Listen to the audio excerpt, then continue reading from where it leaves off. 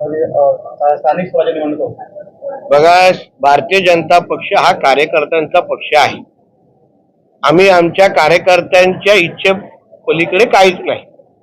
शेवटी वरिष्ठ पातळीवरच महायुतीचा निर्णय होईल, पण शेवटी कार्यकर्त्यांचा पण मतांचा आदर ठेवला पाहिजे.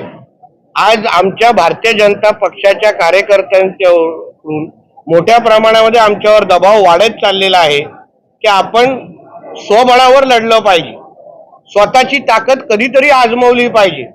रत्नागिरीमध्ये आज आमचा एक पण लोकप्रतिनिधी नाही. राणेसाहेब आमचे रत्नागिरी सिंधुदुर्गचे खासदार आहेत, पण विधानसभा असो, जिल्हा परिषद असो, आमचे कोणच प्रतिनिधी नाही. सिंधुदुर्गामध्ये तर सावंतवाडीचे जिल्हा प्रमुखांनी सांगून टाकलेलं आहे की बाबा शिवसेना 60% आहे.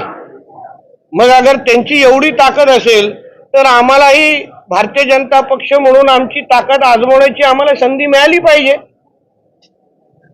कुठे ना कुठेतरी कोण कुठे उभा आहे हे जाणून घेण्याची, पक्ष बांधण्याची चांगली संधी या निमित्ताने अगर आमच्याकडे येत असेल तर कार्यकर्त्यांच्या ह्या ज्या भावना आहेत तर त्या आम्ही वरिष्ठ पातळीवर आम्ही निश्चित पद्धतीने पाठवणार आहोत. कार्यकर्त्यांचं म्हणणं आहे की रत्नागिरी असो, सिंधुदुर्ग असो, स्वबळावर आपण निवडणूक लढवली पाहिजे, जेणेकरून रत्नागिरी, आता उदाहरण राणे साहेबांच्या निवडणुकीमध्ये सिंधुदुर्गामध्ये भारतीय जनता पक्षाचे उमेदवार राणे साहेब होते, कमळ चिन्हावर उभे होते आणि 90% मतदान हे सन्मान्य राणे साहेबांना मिळालेलं आहे.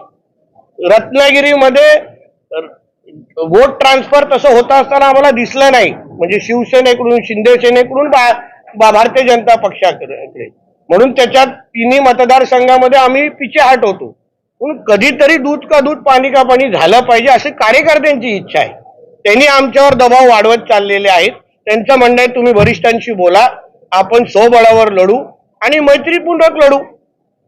आम्हाला काय कोणाही टोकाची भाषण करायची नाही, पण मैत्रीपूर्ण निवडणुका लढू, जेणेकरून आपल्यालाही कळेल की बाबा कोण 60% आहेत आणि कोण उर्वरित आहेत. त्यानुसार मला असं वाटतं कार्यकर्त्यांची भावना महायुतीच्या संदर्भात आणि स्वबळाच्या संदर्भात आम्ही वरिष्ठांना कळवणार आहोत.